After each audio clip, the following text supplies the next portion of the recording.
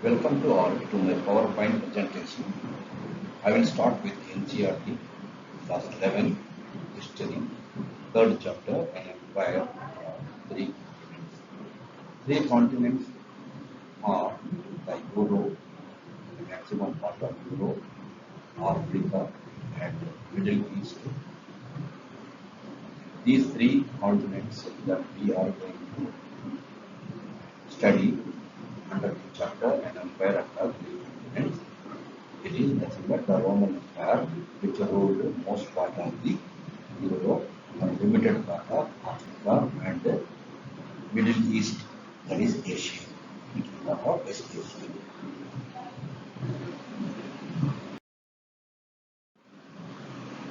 The Roman Empire is the younger name given to this, the empire across three continents. We also call it the Roman Empire. Rome was the capital, which is located in Italy.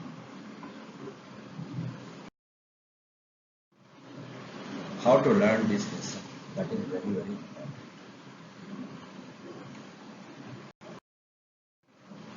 A few tips I am going to give here. Step 1. We should read the chapter thoroughly by keeping the pen in your hands. And the key points should be noted and underlined. Or the same may be noted in a rough notebook by noting the meaning of difficult terms.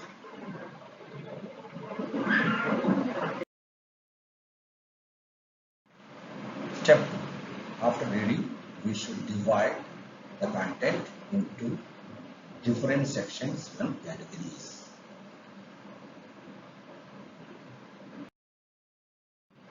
Step 3. Here we should evolve the main questions from each section.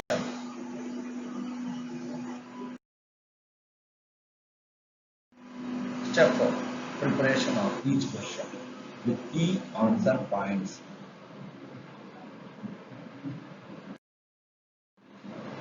What are the main aspects to be concentrated in this chapter?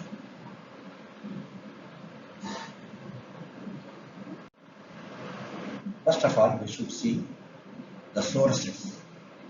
It has so many sources.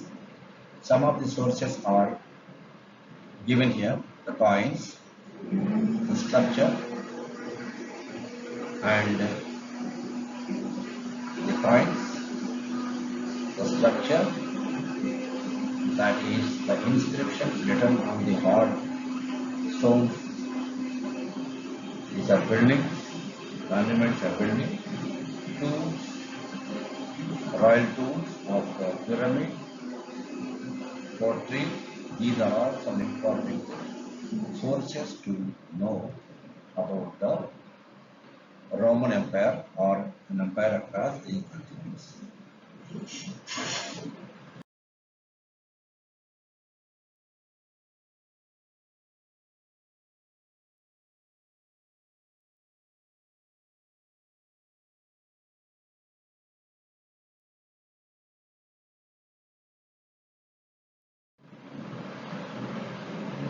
Sources can be classified into two categories, archaeological and literary. Under archaeological, we have to study the material remains, buildings, monuments, pottery, coins, mosaics, even entire landscapes. Under literary, we have to study textual sources, documents, annals, letters, speeches, sermons, laws, etc. Under documents, again we have to study inscriptions and papery, out of which we got the paper. It is a papery, a tree which was discovered in China. Paper was discovered in China. Later on, it introduced in Europe and then West Asia and so on. The Roman Empire. This is the Roman Empire. The red color, which is indicating completely the 3/4 of Europe and 1/4 of the West Asia and the crescent northern part of Africa, which includes Libya, parts of Libya, Egypt, Morocco, Tunisia. This is what was the extension of Roman Empire. The Roman Empire covered a vast stretch of territory that included most of Europe and a larger part of the Fertile Crescent and North Africa. Well, it is called Fertile Crescent because it has some prominent rivers such as the Euphrates and the This is the Fertile Crescent, often called the cradle of civilization, is the region in the Middle East from the Persian Gulf through the modern day southern Iraq, Syria, Lebanon, Jordan, Israel, and northern Egypt. This region has long been recognized for its phenomenal contribution to the world culture stemming from the civilizations of ancient Mesopotamia, Egypt, and Levant, which included the Sumerians, Babylonians, Assyrians, Egyptians, and Phoenicians, all of whom were responsible for the development of the civilization.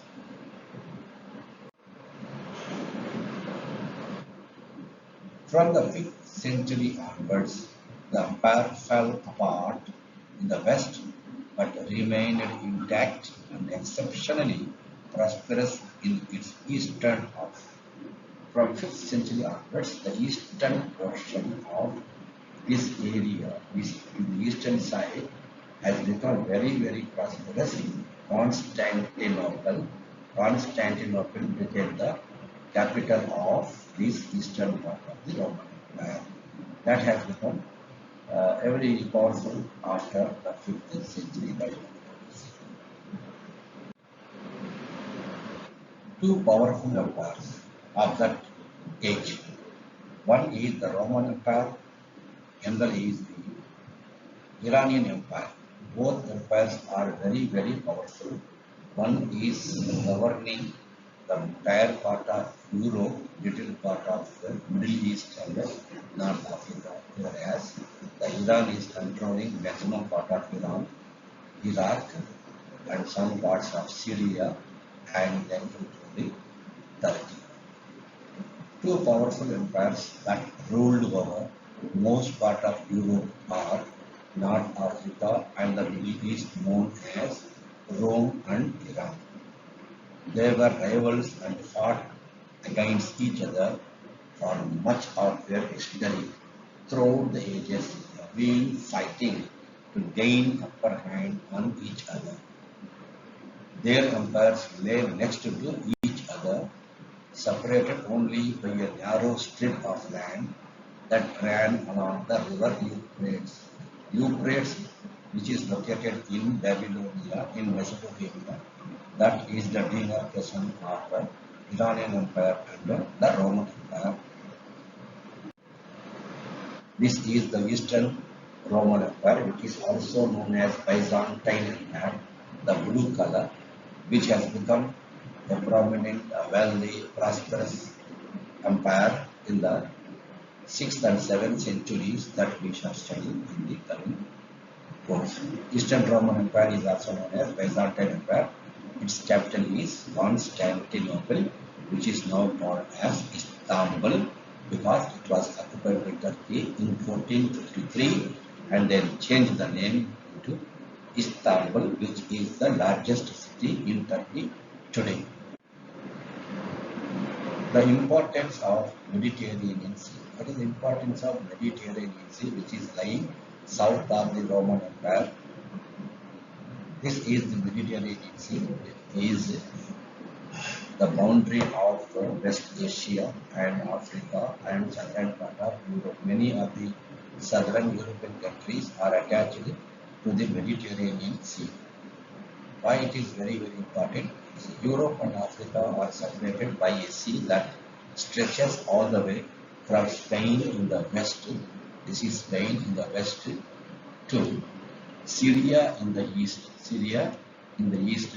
So this is the extension of the Mediterranean Sea. So from the west it has Spain and east Syria. This sea is called Mediterranean and it was the heart of the Roman Empire. So it is called the heart of the Roman Empire. Without this sea, they cannot do lot of trade.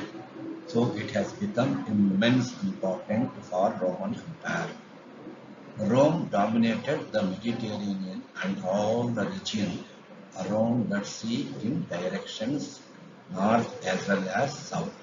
Because in the northern side as well as southern side, both the sides, the Rome is dominating in its position.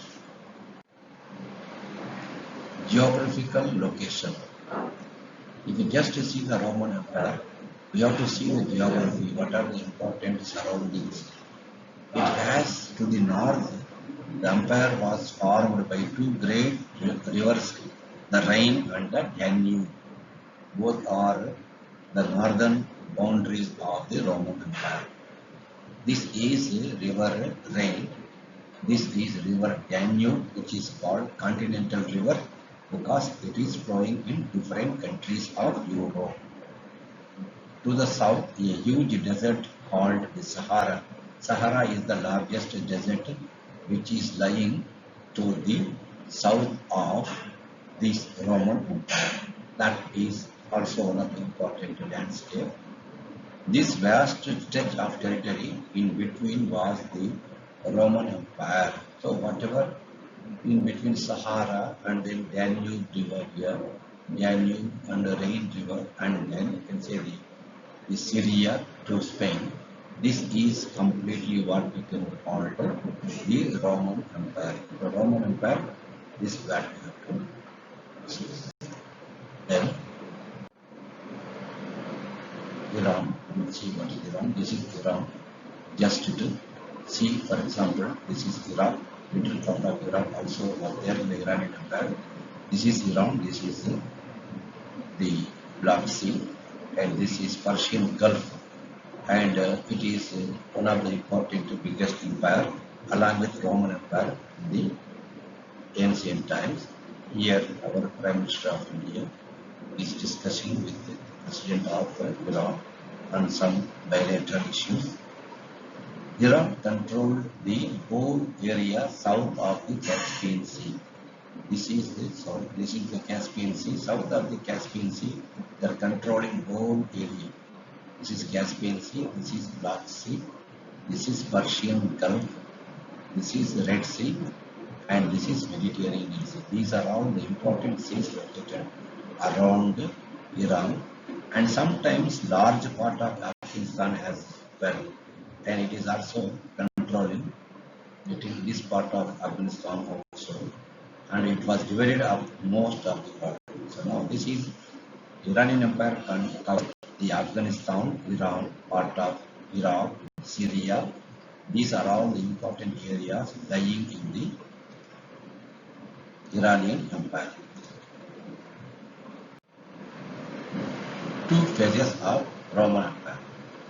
First phase is right from beginning of, that is 27 CE to 337 CE.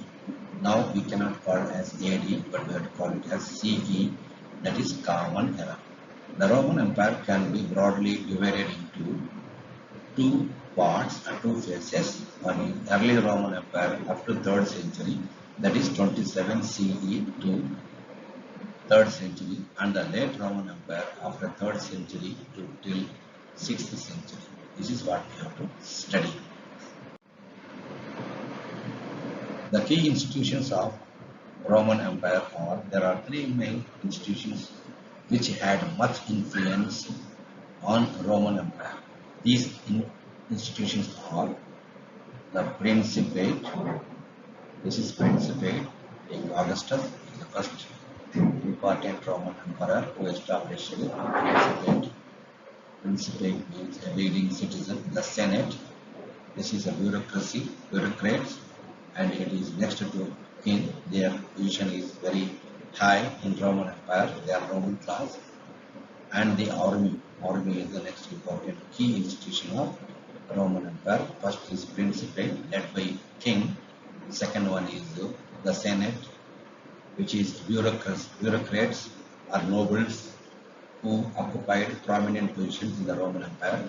And Augustus had a lot of reputation lot of respect on the Senate. And the third important institution is the army, which consists of cavalry, infantry, and other important parts, artillery also.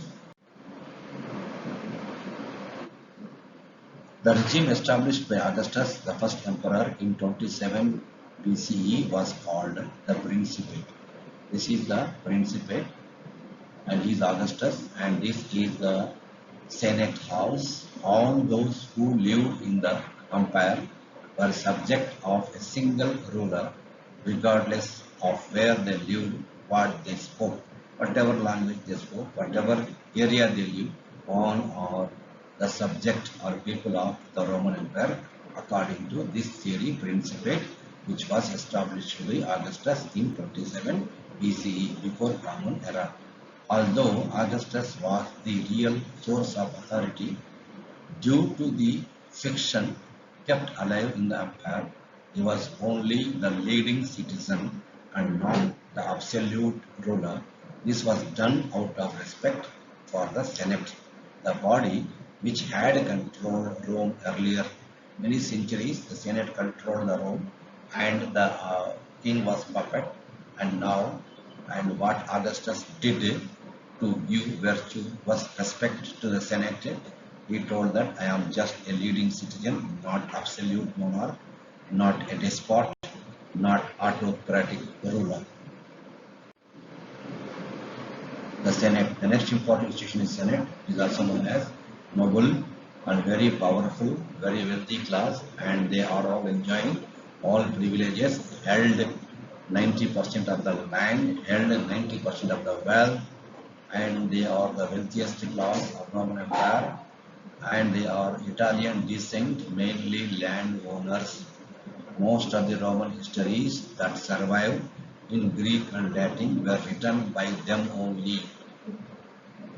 That's why they are enjoying very good status, like the Brahmanas wrote the Dharma Sutras, Dharma Shastras in our country, like that the Senate wrote valuable literature in Latin and Greek language in that country, in that empire. From these, it is clear that the emperors were judged by how they have to behave towards the Senate. The worst emperors were those who were hostile to the senatorial class. If an emperor is hostile, then definitely he is going to face a lot of difficulties, problems. The army is the next important institution of the Roman Empire. The other key institution of imperial rule was the army. The army was conscripted, forcefully recruited, and soldiers had to put in a minimum of 25 years of service.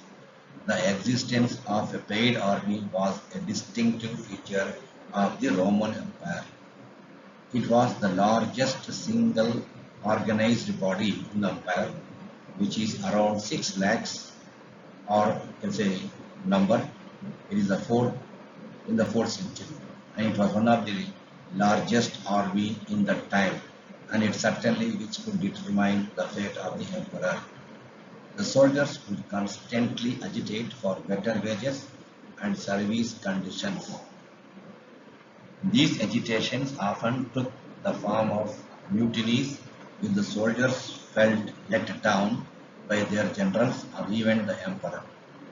The Senate hated and feared the army as it was a source of often unpredictable violence and tensions for them. That's why they did not give much respect, they did not give much importance to the army. Senate did not like the army because of their attitude or continuous agitations and mutinies.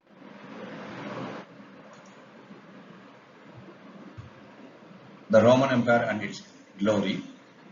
The Augustan age is remembered for the peace and it ushered in and after decades of internal strife and centuries of military conquest. Much more characteristic was the gradual extension of the Roman Empire and its direct rule far and wide. This was accomplished by absorbing a series of dependent kingdoms into the Roman provincial territory. Thus, by 2nd century, the Roman Empire stretched from Scotland in the UK to the borders of Armenia in Russia, and from the Sahara in Egypt to the Euphrates, sometimes beyond, and Spain in the west to Syria in the Middle East. This is the extension of the Roman Empire during the Augustus. This is the extension of the Roman Empire, Scotland to the Syria, Spain to the Syria, and Danube, the north to the Egypt, Sahara in the south. The empire administered a vast and diverse set of territories. Trajan is one of the important kings, then Diocletian.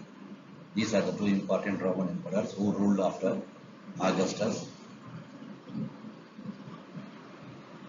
The emperor administered a vast and diverse set of territories. The answer lies in the urbanization of the empire, because the Roman Empire fully urbanized. That's why we can say that this statement, he has to administer a vast and diverse territory, because different cultures, different ethnic groups, different language speaking people were there in the Roman Empire, and it is a uphill task to the emperor to look after this many ethnic groups. The great urban centers on the shores of the Mediterranean are Carthage, Alexandria, Antioch, were the biggest among them, were the true bedrock of the imperial system. These are the some important, you can say the Rome, one of the important urban center, Alexandria in Egypt, Jerusalem in Israel, and Antioch in Syria, Constantinople in Turkey. These are all the important towns, urban centers of the Roman Empire. It was through the cities that government was able to generate much of the wealth of the empire.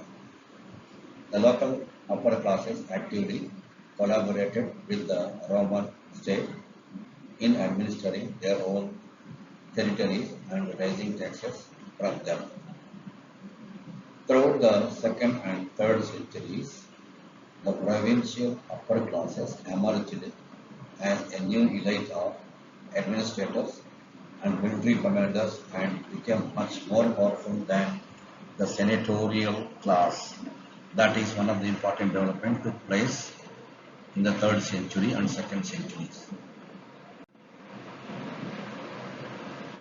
It's continued. As this new group emerged, the Emperor Gallienus, who ruled from 253 to 268, consolidated their emerging power by excluding senators from military command. Senators were excluded from the military command, and this new group, new upper class, middle class, was given importance and due importance to retain the general.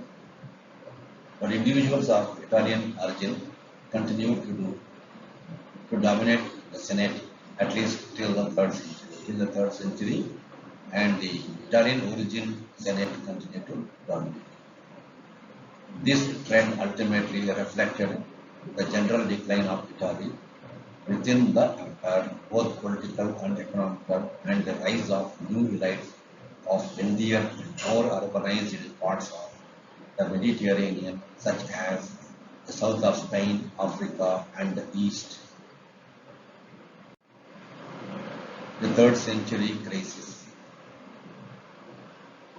In the 1st and 2nd centuries were by and large period of peace and prosperity, but the 3rd century brought the first major sign of internal strain. From the 230s, the empire found itself fighting on several fronts simultaneously. Aggressive Iranian dynasty was expanding rapidly in the direction of the Euphrates. Invasion from Shahpur I, the Iranian ruler, who had annihilated the Roman army of 60,000 and even captured the eastern capital of Antioch. Series of attacks from the Germanic tribes and tribal confederacies on Roman territories from 233 to 280 was also one of the main reasons for this crisis. The Romans were forced to abandon much of the territory beyond the Danube due to threats of the barbaric group.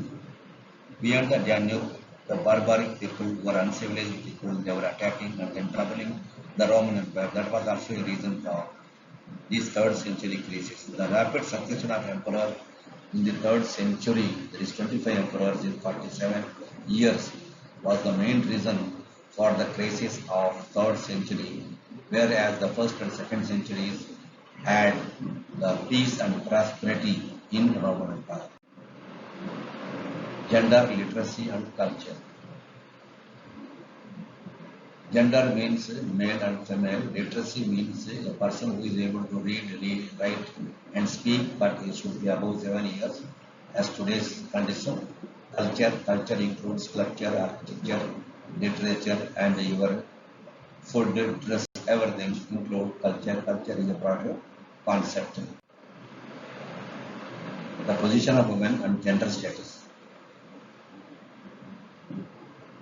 Roman society followed the nuclear family system.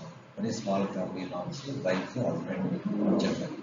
Adults and did not live with their families, and it was exceptional for adults brothers to share a common household. When brothers are not sharing the common household, they are getting married and separated. But slaves were included in the family. Typical form of marriage by late first century BCE, a typical form of marriage prevalent where wife retained full rights over the inherited property of her father, while the woman's dowry went to the husband but remained a primary heir of the father. Roman women enjoyed legal rights. Roman women enjoyed considerable legal rights in owning and managing the prosperity. Divorce was easy and needed not more than a notice of intent to dissolve the marriage by either husband or wife. Any side the disconnection will be offered, then divorce will be given. Age for marriage for males married in the late 20s or early 30s. Women were married off in the late teens or early 20s. This is the marriage age today. It is 18 and 21. Marriages were generally arranged. It is not love marriages, they are arranged marriages. Male dominated in the family. Women were often subjected to domination by their husbands. Fathers held the right to kill their children, and they can kill their children, they got their legal right. Fathers had substantial legal control over their children, sometimes to a shocking degree. For example, a legal power of life and death in exposing unwanted children by leaving them out in the cold to die. Languages and scripts. These are the languages: Arabic, English, then Mandarin, French, Spanish, Polish are the languages, and the second one here we are having, that is, you can say this is, and the dialect. This is dialect. These are the languages. This is the Devanagari script dialect. This is script. Devanagari script. Aramaic was the dominant language group in the Roman civilization, Roman Empire, which is found in the eastern side, that is in Middle East, Syria, Israel, and then Iraq, all these countries. Coptic was spoken in Egypt. In Egypt, Coptic language was spoken. Punic and Berber languages were spoken in North Africa. These are all Punic and Berber. Celtic was in Spain and the northwest. These are the Celtic languages. But many of these linguistic cultures were purely oral till a script was invented. They are all oral dialects only. They are not having literature. They don't have the, you can say, written items. The spread of Latin displays the written form of languages that were otherwise widespread. This is Latin language developed later on. This is the Greek language and Latin. These are the two ancient European languages, out of which many modern European languages have been derived. Economic development. The empire had a substantial economic infrastructure with harbors, mines, quarries, brickyards, olive oil factories, etc. Wheat, wine, and olive oil were traded with and consumed in huge quantities. Liquids exports in amphora. Amphora is a kind of measurement used in those days. Liquids like wine and olive oil were transported in a container called amphora. It is a container of 20 liter, 15 liter, whatever it may be. Drizzle 20. The Spanish olive oil of this period was mainly carried in a container called Drizzle 20. A well-organized commercial and banking networks and the widespread use of money are all indications of well-developed Roman economy. Roman economy was well-developed, and we have these evidences to prove that Roman economy was very highly relinquished. This raises the issue of labor and of the use of slavery. Controlling workers and slavery. Slavery was an institution deeply rooted in the ancient time. In entire Europe, the bulk of the labor in the Roman economy was performed by slaves only. That's why they are very, very important in Roman Empire. Sometimes free labor was used in public work in Rome because the use of slave labor was too expensive as they had to be fed and maintained throughout the year. That's why what happened. Sometimes they have to go for a free labor also and for public work, especially whenever they take up the public work in Rome, the capital of Roman Empire. This is the images of slavery, how the slaves are ill-treated by the Roman master. This is all how they are put in chains. Sometimes the slaves had been set free by their masters and were extensively used as business managers. Supervision of laborers, generally a seal was put upon the workmen's aprons. They have to wear a mask or net with a close mesh on their head before they are allowed to leave the premises. They have to take off all their clothes. They could be recognized if they run away or hide. So that's why what happened. All these important techniques have been applied to preserve these slaves. Slaves and indebtedness. Many private employers made agreements with workers in the form of debt contracts in which they claimed that their employees were in debt to them to ensure tighter control over them. As a result, a lot of the poor families went into debt in order to survive. Sometimes parents sold their children into servitude for a period of 25 years for service purpose. They are selling, that is beggar, petty labor was also prevalent in Roman Empire. 25 years agreement they will sign with the master and they will change it. Social hierarchy. According to Tacitus, there were three social groups in the Roman society. There were the senators, paters, that like father, these are senators, and the lower class, plebeians, sordida, which consists of, you can say, the middle class. This is it. The slaves are the third category. The senators were the leading class and attached to the great houses. These are the great houses of the senates who lived there. The lower classes, the plebeians, was addicted to circus and theatre arts. No other. They are doing that work only. The bulk of the labor in the Roman economy was performed by slaves. Slaves only doing lot of work. During the time of Constantine in 4th century, the first two groups, the Senate and the Equites, second powerful wealthy group, had merged into one group.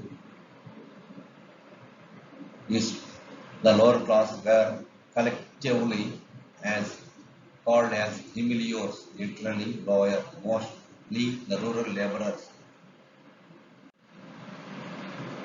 Monetary system. But Constantine founded the new monetary system on gold, and there were Vast amounts of this in circulation throughout the late antiquity. The late Roman bureaucracy, both the higher and the middle classes, drew the bulk of its salary in gold only. That's why we can say that gold was available abundantly and invested much of this buying of assets like land. Civil rights.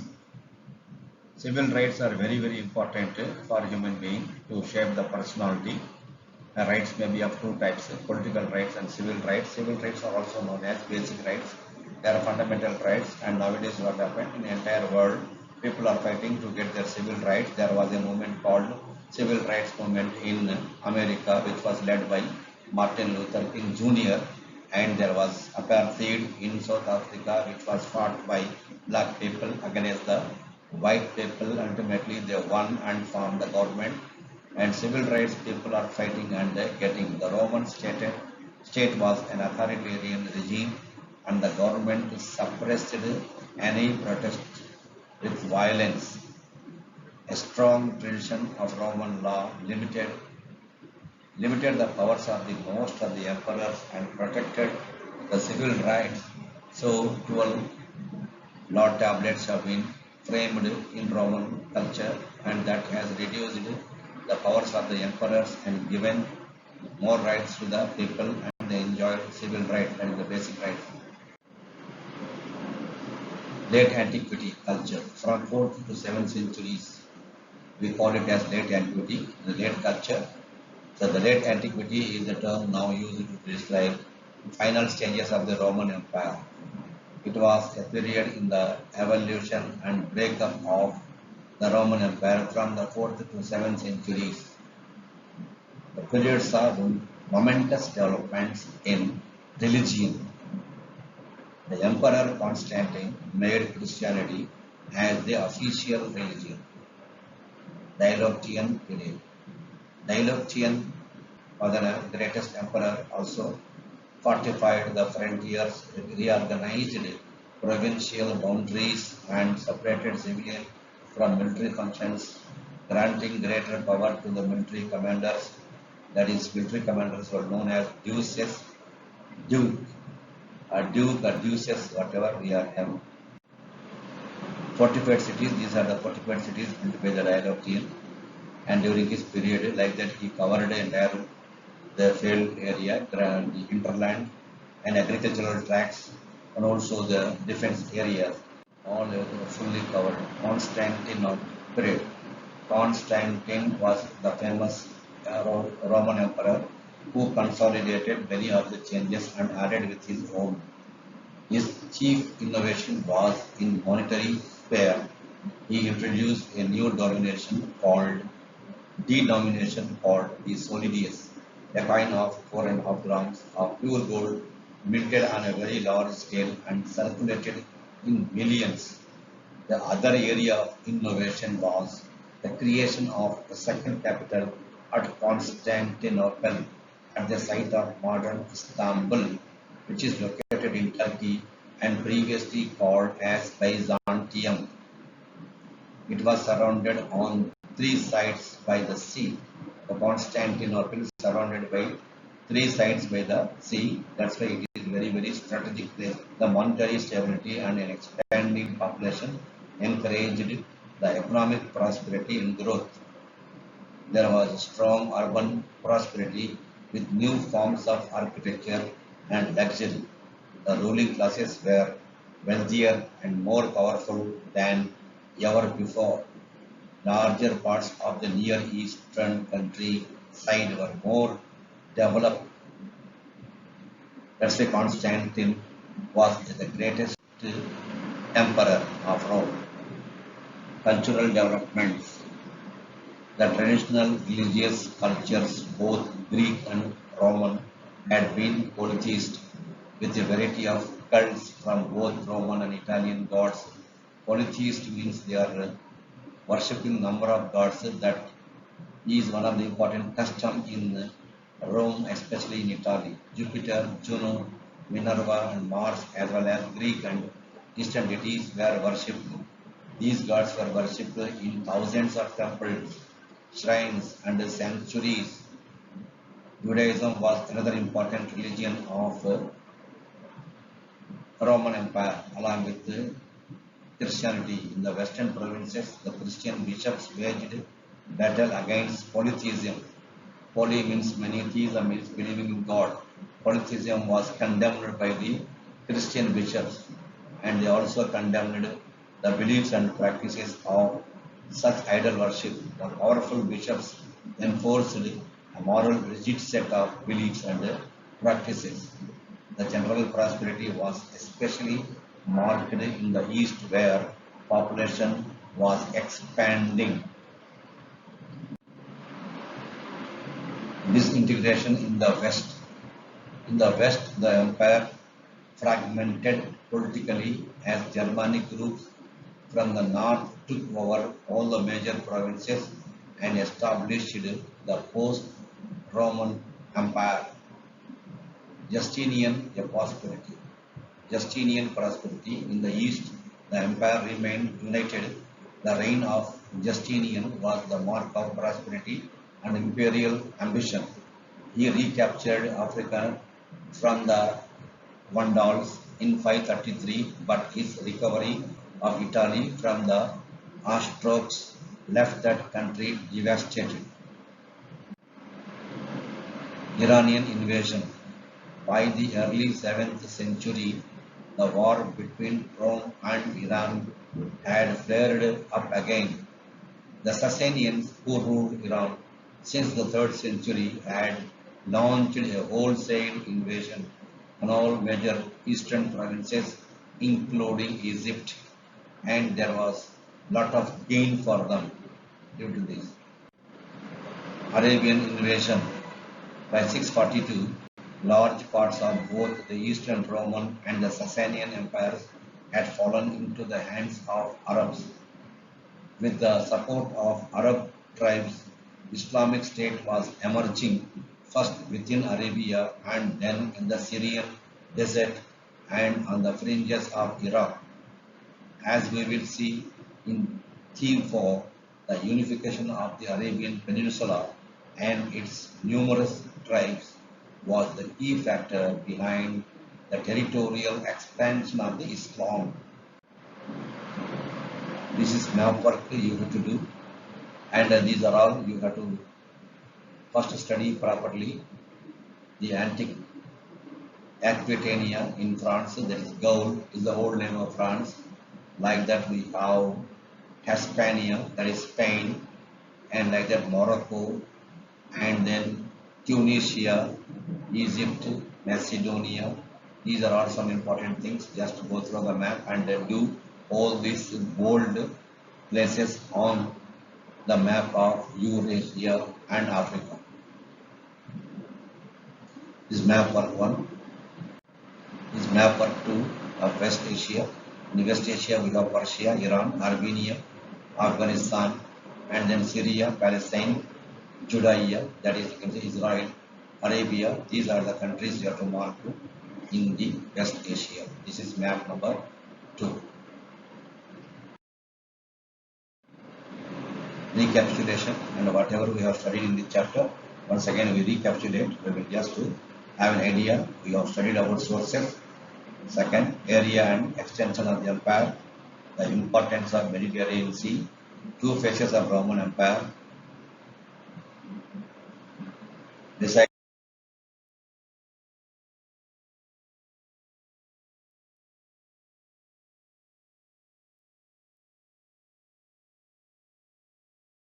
this, we also studied the key institutions, that is king, senate, and army. How a vast territories administered the 3rd century crisis, the position of women and gender status. Also we have studied, and languages, scripts, controlling workers and slavery, social hierarchy, and monetary system. These are all the important points we have already covered. And all the lastly, we have studied late antiquity, the late culture, that is in the 4th century onwards. cultural developments took place, Iranian and Arabian invasion, and finally we have given two important maps also to do the work.